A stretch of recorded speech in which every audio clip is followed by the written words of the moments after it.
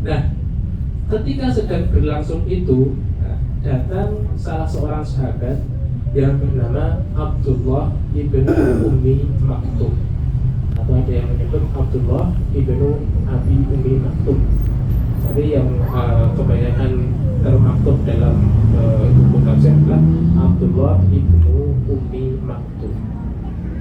Bahkan orang jualan a'ma, dan beliau ini adalah sahabat yang penglihatannya hilang atau tunanetra. Nah, ketika Rasul Muhammad SAW sedang menjelaskan Islam kepada pemuka-pemuka Quraisy tadi, Abdullah ibnu Ummi Maktum ini bertanya-tanya kepada Rasul tentang sebuah perkara. Nah, tentu saja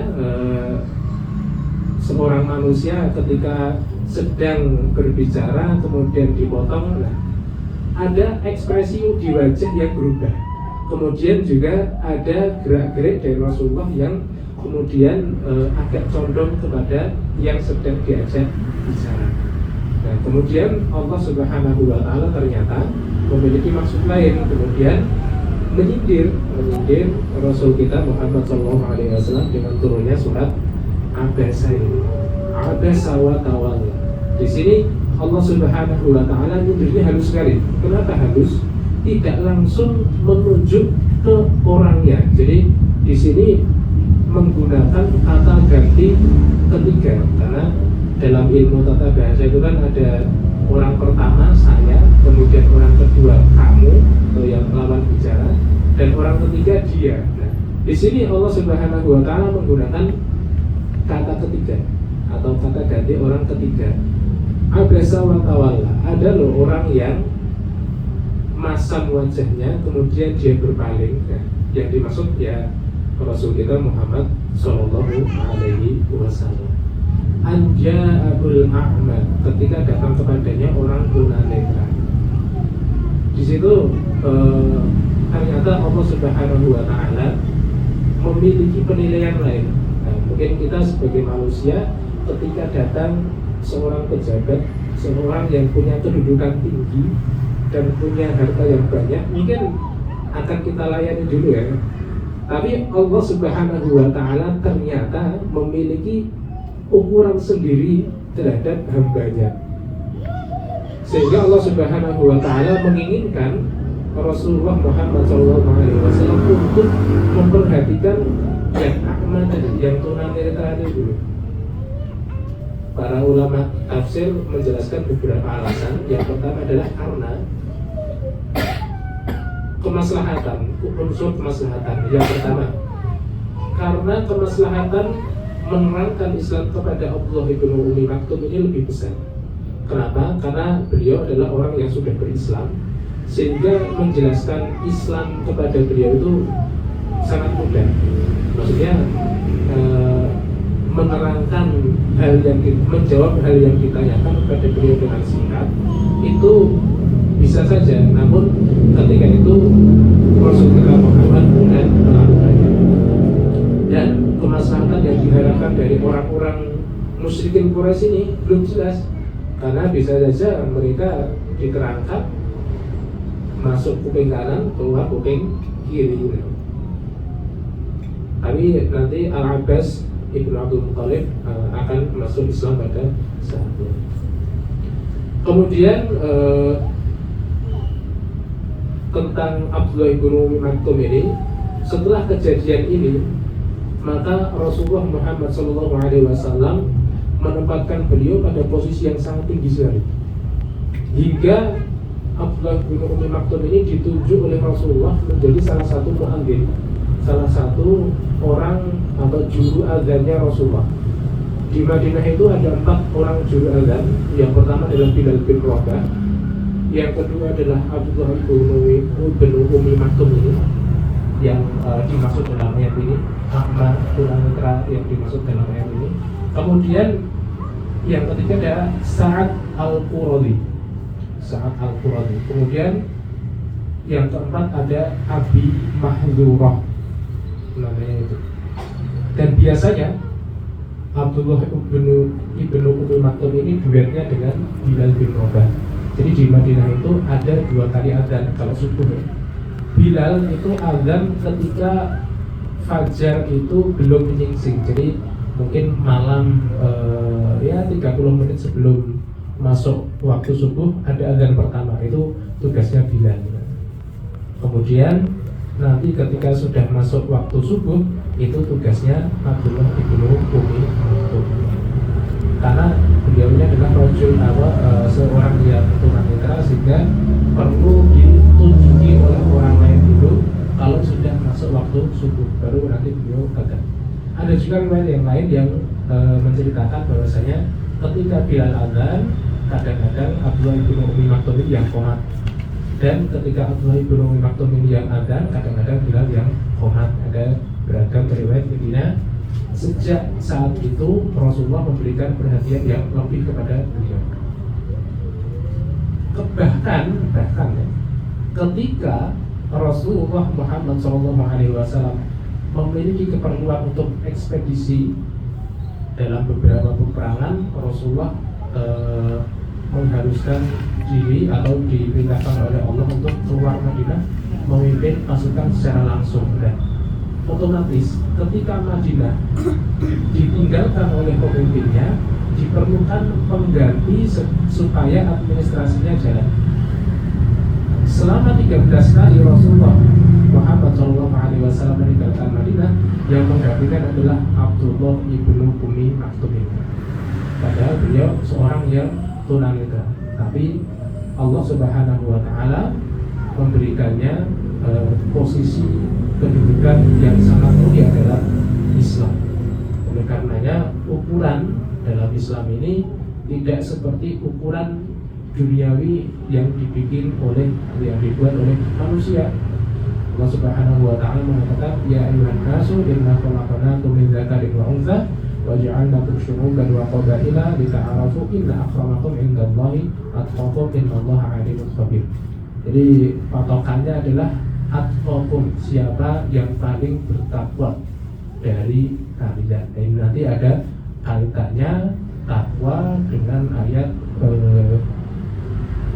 berikutnya, ayat ketiga. Dan itu.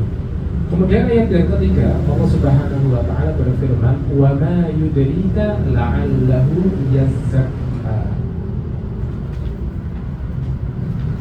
Siapa tahu ya, datangnya Abdullah ibnu Umi Maktum ini memang tujuannya adalah yazakka.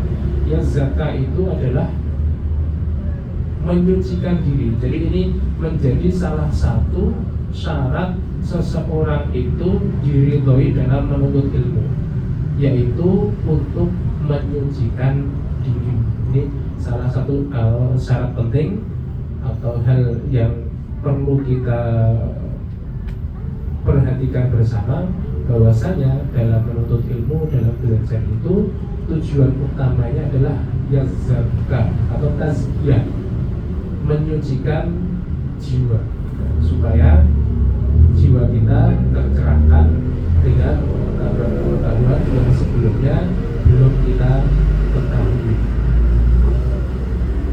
Karena Allah Subhanahu wa Ta'ala menciptakan kita, dan kita adalah sebagai makhluk karena yang diciptakan, dan sang pencipta itu adalah Khalik, dan memiliki hal bawaan atau perangkat bawaan yang dinamakan akhlak. Nah, akhlak ini perlu untuk ditazkiyah atau perlu untuk disucikan. Yang intinya, inti tazkiyah atau inti akhlak itu adalah iman. Dan iman itu berasal dari dorongan nafs, dorongan jiwa. Dan jiwa itu biasa kalau menurut para ulama tafsir berasal dari hembusan hati, qalb, dan qalb berada di sodar, di dada. Makanya pintu awal masuk setan ketika menggoda manusia itu adalah digoda bagian dada. Alladzi yuwaswisu fi sudurinas, yang menggoda di dada manusia, karena di situ ada letak inti keimanan seorang mukmin. Au yadzakkaru fatanfa'ahu dzikra.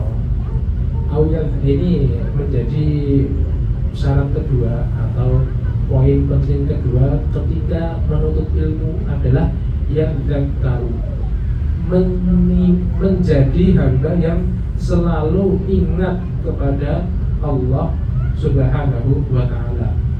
Wadzakir fa inna dzikra tanfa'ul mu'minin, karena mengingat Allah Subhanahu wa ta'ala itu memberikan faedah yang sangat besar bagi seorang mukmin.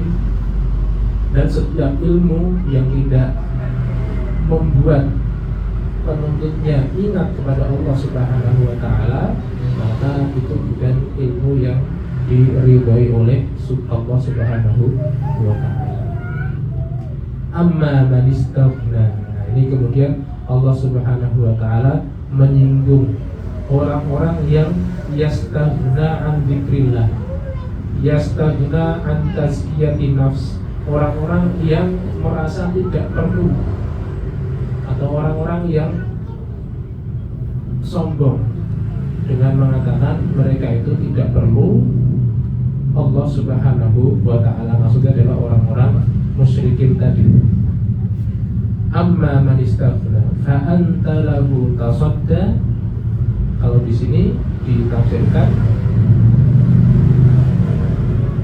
mengapa engkau Muhammad terhadap mereka itu justru malah menerima dibandingkan dengan seorang hamba yang tunanetra, yang padahal jelas keimanannya, yaitu Abdullah ibnu Ummi Maktum. Fa anta lahu tasadda wa ma 'alaika alla yazakka. Dan engkau tidak tahu mereka itu, belum pasti apakah mereka itu mau mensucikan dirinya, maksudnya mau masuk Islam atau tidak. Padahal ada yang jelas-jelas sudah masuk Islam. Wa amma man ja'aka yas'a, sedangkan ada orang yang dia itu bersusah payah untuk mendatangimu, yaitu Abdullah ibnu Ummi Maktum. Wa huwa yakhsha, dan dia takut kepada Allah Subhanahu wa ta'ala. Dan inilah hakikat dari ketakwaan, yaitu hal yang membuat seorang hamba itu takut untuk melanggar larangan-larangan Allah, dan takut kalau meninggalkan perintah-perintah Allah Subhanahu wa ta'ala, dan juga takut kalau nanti Allah Subhanahu wa ta'ala akan mengazab hamba tersebut. Fa'anta anhu talaha. Di sini fa'anta anhu talaha diartikan sebagai sedangkan engkau bersibuk-sibuk dengan orang lain. Ini sindiran Allah Subhanahu wa ta'ala, pengingat Allah Subhanahu wa ta'ala kepada Rasul Muhammad sallallahu alaihi wasallam. Bukan berarti dalam hal ini Rasulullah Muhammad sallallahu alaihi wasallam berbuat dosa, dan kita sudah maklum bersama bahwasanya seorang rasul itu adalah maksum, artinya terjaga dirinya dari perbuatan-perbuatan yang dimurkai oleh Allah Subhanahu wa ta'ala. Sehingga yang bisa kita maknai di sini adalah ini adalah perbuatan yang lebih baik mana daripada yang mana, daripada mendakwai orang-orang tertentu yang belum jelas keimanannya. Allah Subhanahu wa ta'ala menghendaki supaya Rasul kita Muhammad sallallahu alaihi wasallam mendakwai orang yang benar-benar tulus dalam keimanannya. Kalla innaha tadhkirah. Jangan begitu. Allah Subhanahu wa ta'ala lagi-lagi mengingatkan Rasulnya sallallahu alaihi wasallam tentang kejadian saat itu. Faman syaa'a dzakarah fi suhufin mukarramah. Maka barang siapa yang ingin mensucikan dirinya, mentazkiyah dirinya, zakarah, maka hendaklah dia mengingat Allah Subhanahu wa Ta'ala, di mana kita dapati mengingat Allah Subhanahu wa Ta'ala itu fi suhufin mukarramah, dalam lembaran-lembaran yang mulia, di mana maksudnya di sini adalah Al-Qur'an. Marfu'atin mutahharah, yang diangkat tinggi dan disucikan, karena Al-Qur'an ini datangnya dari Allah Subhanahu wa Ta'ala, zat yang maha tinggi, dan kemudian dibawa oleh malaikat-malaikat yang menyampaikan risalah-risalahnya kepada nabi-nabi, kepada rasul-rasul yang diutus oleh Allah Subhanahu wa Ta'ala. Yang dimaksud malaikat adalah malaikat Jibril alaihissalam. Beliau, antara malaikat Jibril alaihissalam ini adalah malaikat yang ditugaskan oleh Allah Subhanahu wa Ta'ala untuk menyampaikan wahyu dari Allah Subhanahu wa Ta'ala kepada rasul-rasul dan nabi-nabi utusan Allah Subhanahu wa Ta'ala. Bi'aidi safarah, maksudnya dengan tangan safarah. Safarah itu utusan malaikat, maksudnya kiramin bararah, yang mana malaikat itu sifatnya adalah kiram dan bararah. Kiram di sini dimaknai dengan mulia, inda rabbihim, di hadapan Tuhan Rabbnya, untuk Tuhannya, kathiru fi'il khair, dan banyak sekali mengerjakan kebaikan-kebaikan. Karena memang malaikat ini ketika diperintahkan oleh Allah Subhanahu wa Ta'ala dengan A, maka selamanya akan berbuat A. Ketika diperintahkan dengan B, akan melaksanakan B saja. Ada malaikat-malaikat yang diperintahkan oleh Allah Subhanahu wa Ta'ala untuk menjunjung arsy, yaitu akan dilakukannya sampai nanti hari kiamat. Ada malaikat-malaikat yang kerjaannya tawaf di Baitul Ma'mur, ada yang ditugaskan oleh Allah Subhanahu wa Ta'ala untuk menyampaikan jatah rezeki di rahim, ada yang ditugaskan untuk menanyai di alam kubur, ada yang ditugaskan untuk urusan A, B, C dan sebagainya. Maka yang dilakukan oleh malaikat itu adalah la ya'sunallaha ma amarahum wa yaf'aluna ma yu'marun. Tidak akan ingkar, tidak akan meninggalkan apa yang diperintahkan oleh Allah Subhanahu wa Ta'ala, dan akan selalu melaksanakan apa yang diperintahkan oleh Allah Subhanahu wa Ta'ala.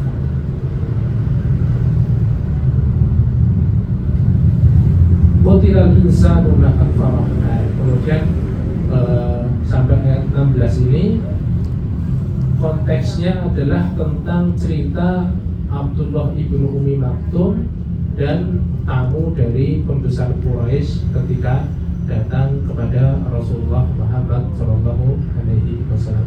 Kemudian topik berikutnya adalah tentang pembangkangan orang-orang yang masih ingkar kepada Allah Subhanahu wa Ta'ala. Dimulai dari ayat 17, Qutilal insanu ma akfarah.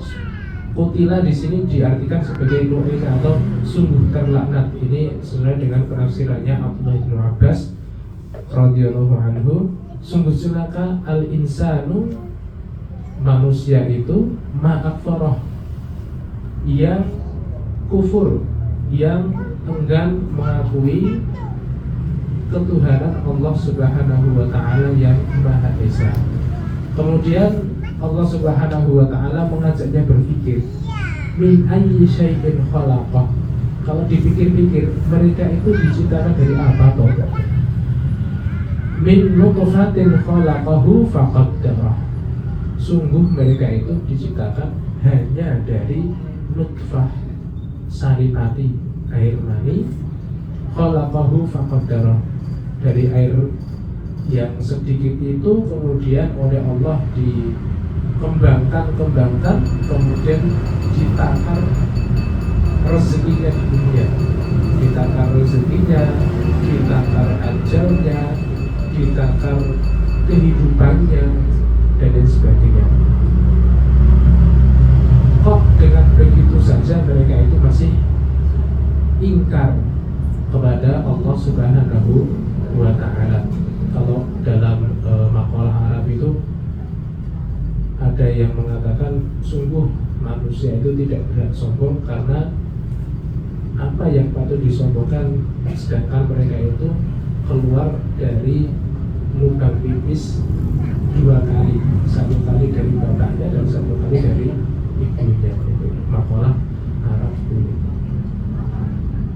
Tsumma sabila yassarah. Nah, kemudian as-sabila, jalannya itu akan dipermudah. Maksudnya apa? Orang yang memang dalam penciptaannya itu ditakdirkan oleh Allah Subhanahu wa Ta'ala untuk baik, maka jalan-jalan kebaikan akan terbuka luas. Dan sebaliknya, orang yang ditakdirkan untuk tidak baik, maka jalan-jalan tidak baik akan terbuka lebar untuknya.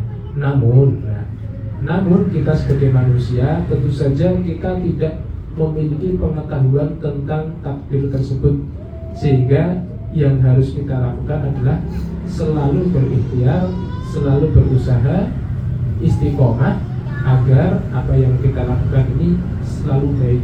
Yang harapannya adalah ketika kita nanti menghadap Allah Subhanahu wa Ta'ala, hal yang kita lakukan adalah selalu amal kebaikan. Jadi tidak boleh kita berputus asa dengan takdir, beralasan dengan takdir. Karena manusia itu memiliki keinginan, memiliki pilihan, dan yang kita pilih haruslah yang baik. Tsumma amatahu fa'aqbarah. Kemudian apalagi yang patut disombongkan oleh manusia, sedangkan Allah Subhanahu wa Ta'ala itu amatahu, bisa mematikan mereka. Fa'aqbarah, kemudian mereka itu akan dikubur, dan setelah dikubur akan sirna. Tsumma idza syaa'a ansyarah, dan ketika datang waktunya, maka Allah Subhanahu wa Ta'ala akan membangkitkan mereka dari dalam kubur.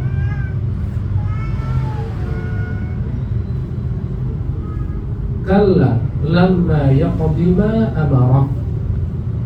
Di ayat 23 ini Allah Subhanahu wa Ta'ala menerangkan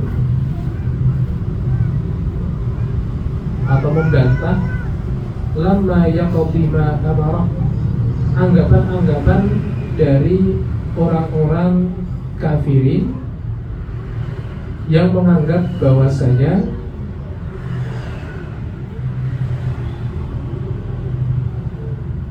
mereka itu seolah-olah sudah mengerjakan apa yang diperintahkan oleh Allah Subhanahu wa Ta'ala, sedangkan mereka itu belum sama sekali mengerjakan apa yang diinginkan oleh Allah Subhanahu wa Ta'ala.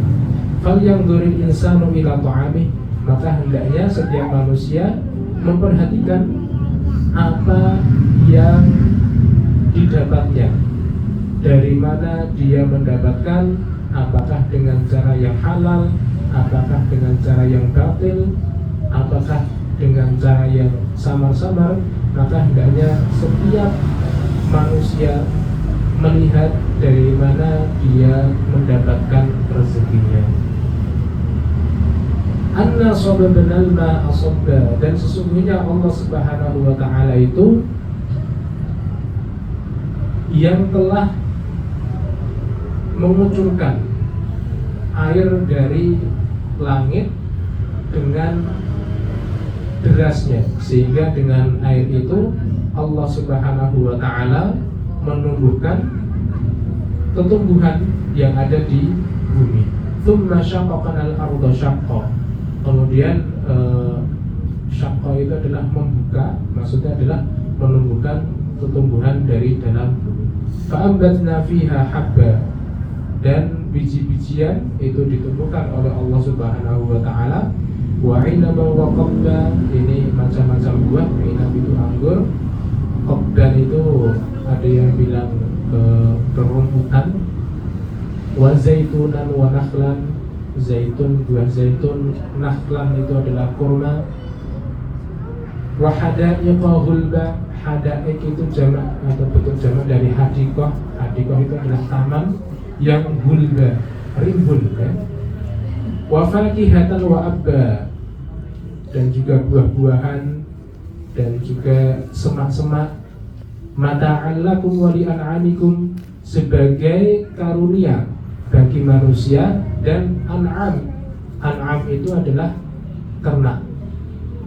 Karena Allah Subhanahu wa taala dalam ayat lain mengatakan wasakhkhara lakum ma fis samawati wa fil ardi jami'an, dan Allah Subhanahu wa taala sudah menghamparkan apa yang ada di langit dan apa yang ada di bumi, diperuntukkan untuk manusia dan binatang yang hidup di dunia ini. Karena manusia di dunia ini oleh Allah Subhanahu wa taala digelari sebagai khalifah, orang yang memimpin pengelolaan bumi. Sehingga dari seorang khalifah ini diharapkan untuk mengelola dengan bijaksana. Fa'idza ja'atis shaqqah. Nah, kemudian di topik ketiga dalam surat Abasa ini, lagi-lagi Allah Subhanahu wa taala menyinggung tentang hari kiamat. Karena memang konsen Allah Subhanahu wa taala ketika Rasulullah Muhammad SAW dakwah di kota Mekah ini adalah meluruskan keyakinan orang musyrikin Quraisy yang tidak percaya akan hari kebangkitan. Karena menurut mereka ketika seseorang itu mati kemudian dikubur dan hancur, ya sudah, selesailah kehidupan di dunia. Kemudian Islam datang, Muhammad datang membawa kabar bahwasanya tidak sampai di situ saja rentetan kehidupan manusia, masih ada kehidupan setelah kematian. Dimulai dari ayat 33 ini, fa'idza ja'atis shaqqah, dan ketika datang as-shaqqah. As-shaqqah ini maksudnya adalah tiupan. Maksudnya adalah tiupan kedua. Ketika manusia itu dibangkitkan dari alam kubur. Yauma yafirul mar'u min akhih, dan hari itu keadaannya sangat genting sekali. Di ayat ini digambarkan dengan yauma yafirul mar'u min akhih, hari di mana seseorang itu akan lari terbirit-birit dari saudaranya. Wa ummihi wa abih, dan lari terbirit-birit tidak mempedulikan ibunya maupun bapaknya. Wa sahibi wa sahibatihi wa banihi, dan juga tidak peduli dengan pasangannya dan juga anak-anaknya. Likul limri'in minhum yawma idzin sha'nun yughni, karena setiap orang pada hari itu akan memiliki atau akan memikirkan diri sendiri, tidak sempat memikirkan orang lain. Dalam sebuah hadis yang diriwayatkan oleh Sayyidah Aisyah radhiyallahu anha, Rasulullah Muhammad SAW pernah mengatakan, yuhsyarun nasu yaumal qiyamati hufatan uratan ghurla. Manusia itu nanti di hari kiamat akan dibangkitkan dengan hufat. Hufat itu nyeker, tidak ada alas sendalnya. Aurat itu tidak memakai pakaian, telanjang. Ghurla itu kalau dalam penafsiran hadisnya ghairul maftunin, atau dalam keadaan tidak tersunat. Jadi sebagaimana dulu dilahirkan, kembali semula sebagaimana dulu dilahirkan. Kemudian Sayyidah Aisyah berkata kepada Rasulullah, kalau begitu nanti satu sama lain bisa saling melihat dong wahai Rasulullah. Kemudian Rasulullah menimpali itu, al-amru asyaddu min an yanzura ba'dun ila ba'd.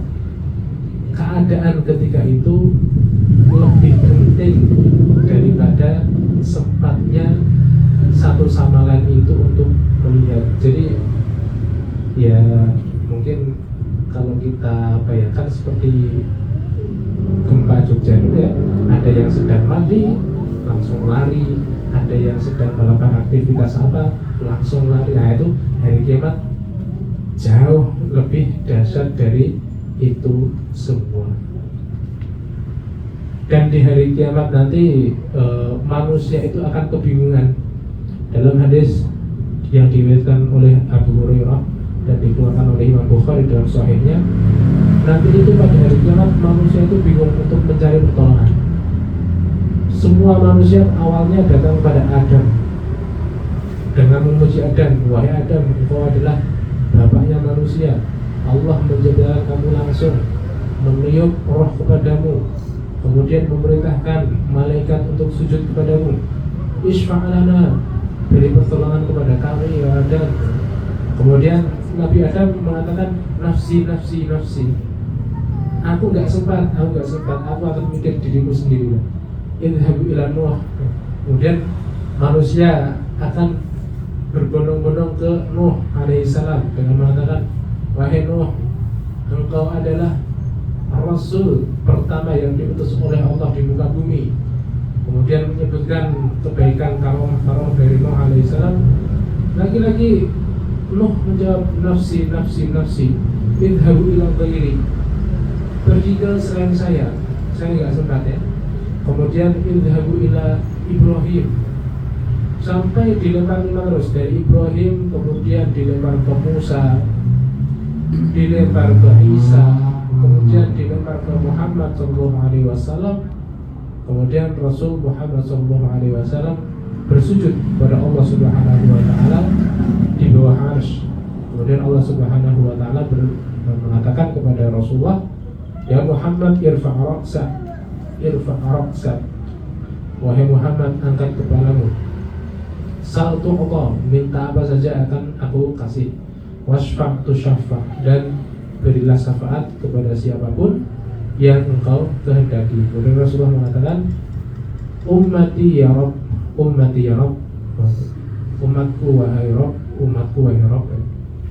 Itu hadis sahih yang diriwayatkan oleh Imam Bukhari dari jalur Abu Hurairah radhiyallahu anhu, yang menggambarkan bahkan para nabi pun itu juga kebingungan pada hari tersebut. Ya, semoga kita juga termasuk bilangan yang mendapatkan syafaat dari Rasulullah Muhammad SAW. Nah, kemudian di segmen terakhir surat ini Allah Subhanahu wa Ta'ala menggambarkan keadaan golongan di hari akhir. Yang golongan pertama adalah wujuhun yauma idzin musfirah. Ada wajah-wajah di hari kiamat itu yang berseri-seri. Dhahikatun mustabsyirah, yang tertawa terbahak-bahak, kemudian senang dan sebagainya. Tapi juga ada wujuhun yauma idzin 'alaiha ghabarah.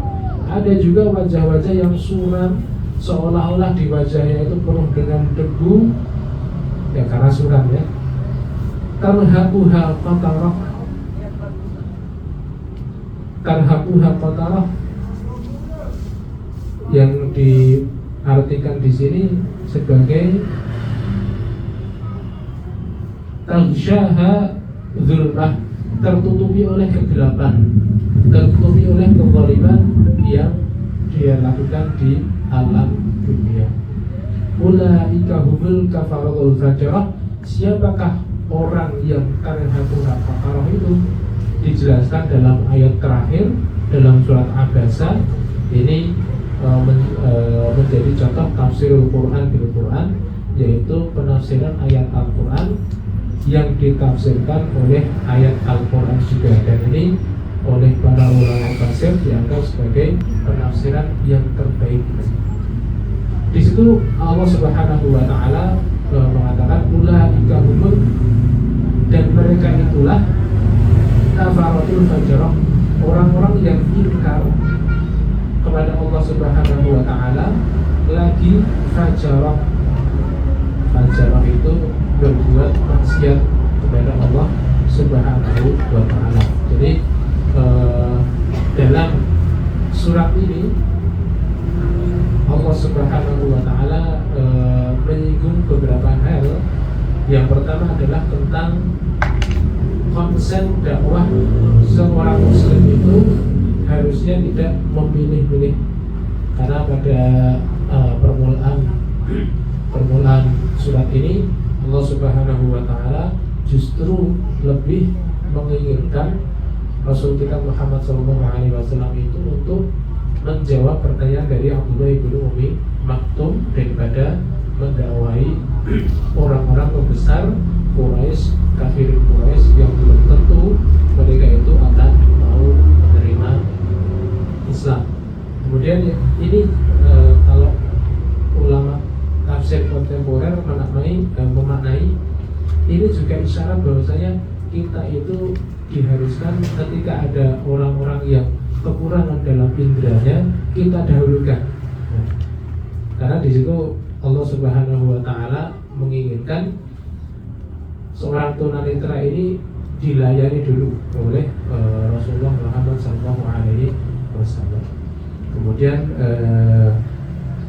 juga Allah Subhanahu wa Ta'ala menceritakan tadi tentang kejadian-kejadian di hari akhir yang itu bahaya sekali diceritakan di surat-surat juz 30 ini, karena memang konsen pertama dakwah Islam itu adalah penguatan tauhid, dan itu berlangsung cukup lama, bahkan lebih dari setengah dakwah Islam adalah konsennya di tauhid tentang pembenaran keyakinan.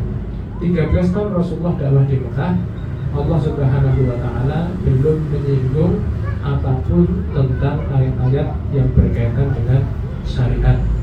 Hampir semuanya menyinggung tentang kepercayaan-kepercayaan, sehingga menurut ulama hal pertama yang perlu dipelajari oleh seorang penuntut ilmu adalah ilmu tentang kepercayaan tauhid, sehingga kepercayaannya kepada Allah Subhanahu wa Ta'ala menjadi kepercayaan yang betul, yang lurus, sesuai dengan yang diinginkan atau yang digariskan oleh Allah Subhanahu wa Ta'ala dan diajarkan oleh Rasulullah Muhammad SAW.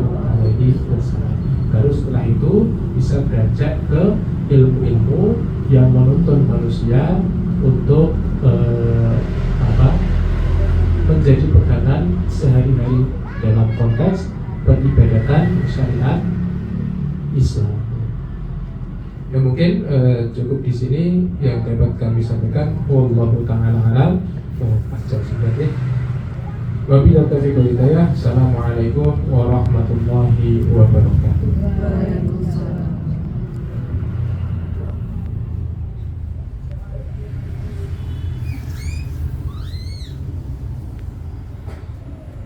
Terima kasih kami ucapkan kepada Bapak Ibu.